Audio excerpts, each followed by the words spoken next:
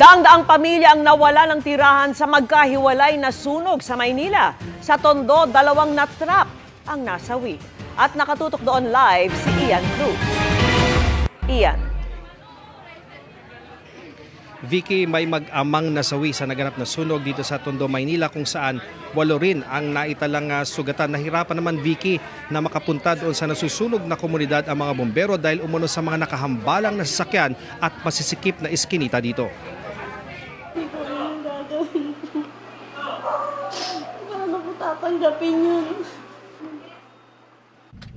Halos madurog ang puso ni Aling Mirna Lasaka nang makumpirmang nasawi ang asawa at isang anak na lalaki sa naganap na sunog sa kanilang lugar sa Tondo, Maynila kaninang hapon.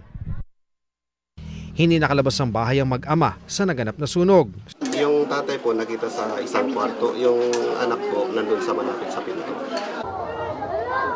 Kabila lang namin, full yun. Wala pang pumupuntang bumbero, patawag po. Sa kuhang ito, makikitang bahagi nagsisimula pa lamang ang sunog mag-aalas 2 ng hapon. Umabot ng ikalawang alarma ang sunog na tumupok sa nasa 30 bahay. Ang mga residente, kanya-kanyang salba ng mga gamit. Ayon sa isang residente, mabilis ang naging pagkalat ng apoy kaya wala na silang naisalbang gamit. Kasi nagtatakbo lang sa taas, akala ko nagkakalabutan lang sila. Hindi ko alam na nasunog pala. Paglabas ko po, nakita ko maliwanag, lumiliyab na po yung kuryente. 100 pamilya apektado ng sunog na nakontrol mag-aalas 3 ng hapon at umabot sa second alarm. Nahirapan daw ang mga bombero na mapuntahan ang sunog.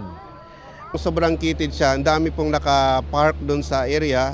Pangalawa, yung mga nakakasalubong may mga bit-bit, may mga gamit na malalaki. Kaya ayun po, medyo natagalan, na-hamper po yung paglatag nila at saka yung pag-respond din nila dahil sa mga parking at saka tao na nakakasalubong.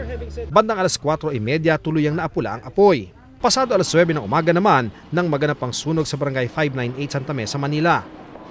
Nasa 100 bahay ang natupok sa sunog na nakontrol matapos ang mahigit 2 oras. 4 ang naitalang sugatan sa sunog na umabot sa ikatlong alarma. Apektado ng sunog nasa 300 pamilya. Iniimbestigahan pang sanhi ng apoy na nagsimula umano sa gitna ng San Antonio Street. Ganap na 2:51 ng hapon, naapula ang sunog.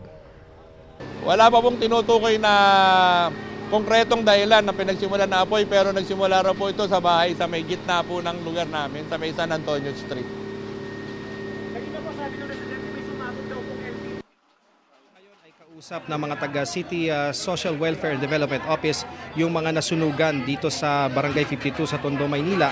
Itong mga tent na nakikita natin dito, Vicky, dito na rin daw magpapalipas ng magdamag yung ilan sa mga residente na wala talagang matutuluyan ngayong gabi. At bukod dito sa Tondo at sa bahagi ng Santa Mesa ay nagkaroon din ng sunog sa San Andres kaninang hapon at nagkaroon din ng sunog kaninang umaga sa Camarin, Caloocan.